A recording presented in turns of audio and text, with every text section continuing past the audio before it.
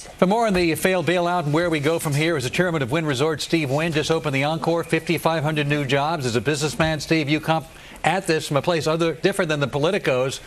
What's going on and how do we fix it? One of the things I think we've learned is that the problems we're going through with Fannie, Freddie, and the rest of all the financial institutions have to do with the fact that everybody thought they could lay it off to someone else. So they worried about bigger deals and bigger fees and bigger bonuses. And that is really at the heart of the problem we're having. The system needs liquidity. That's what the system needs. The question is, and the reason I was glad that I got a chance to be with you guys today, is I think it's very important to make a point, and if it gets to Congress, that'll be hallelujah time. And that is, what we don't need to do is have the government buy the paper. Because the government, with all these credits and mortgages and pieces of paper that have existed in every city and county and state in America, they were all done one at a time. And the best people to fix them are the people who did it. The trouble was that they had their eye on the wrong ball. It was about fees and bonuses. The roadmap for this, and my strong conviction is that what we really need is to have the government stiffen the liquidity of the financial institutions in America to stave off any more problems with the use of preferred stock. Don't buy the paper. They'll never know what to do with all these mortgages in Washington, D.C. There aren't enough bureaucrats to handle this. What we need to do is inject liquidity with a preferred. The government it puts this liquidity in and then tells the managers, very much like Warren Buffett did with Goldman Sachs, listen, you're not going to get any bonuses, you're not going to get distribution to stockholders until you pay the government 5 or 6 or 7% off the top. And then when you get the company straightened out, whether it's a savings and loan or some other financial institution, then you can distribute money to the owners. Steve, the effect of that will be the stock will go down.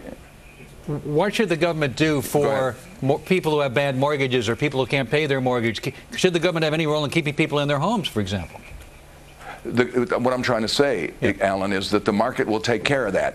If the government keeps the savings and loans from going broke and all of that, the first thing that will happen is the executives of the savings and loans, they can't do anything with an empty house. They will reprice the homes and reprice the mortgages, and the people that made the mistakes will take the losses, namely the institutions that did such a bad job of lending. And those houses will get filled again with people who can afford to pay the mortgages at the price that the houses should have been sold for in the first place. A giant auction took place. Hey, Steve, by the way, and Sean Hannity. Resulted. How you doing, my friend? By the way, I've stayed at the Wynn. I love your hotel. I'm not. Thanks for the. I really do, and I had a great time. You know, it's very fascinating to me, everything you're saying. I just spoke with one of the top radio executives of one of the biggest radio companies in America, and he was saying almost identical to what you said. Earlier today, I spoke with Donald Trump.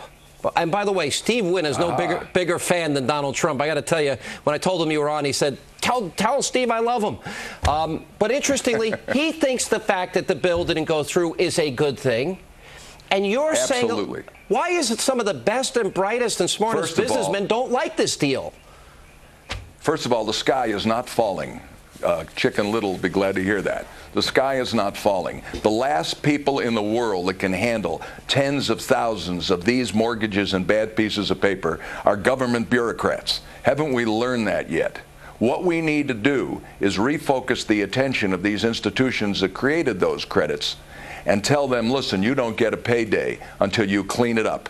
They'll resell the homes, they'll reprice the mortgages, and the government's got time to do this. If they've got time to go buy $600 or $700 million worth of paper, they sure have hell got enough time to go and figure out how to inject liquidity in the system without destroying incentive. You know something, Steve? I've read your story, and Donald Trump had the highest praise for you today when I told him you were going to be on. I've read your story. I've watched Donald Trump in New York, and I've followed his career very closely. You're two of the smartest business, real estate entrepreneurs that I know. You put a lot of money at risk. You've made tough decisions, and I got it. And why can't these guys in Washington listen to the people that are successful? Why aren't you called in?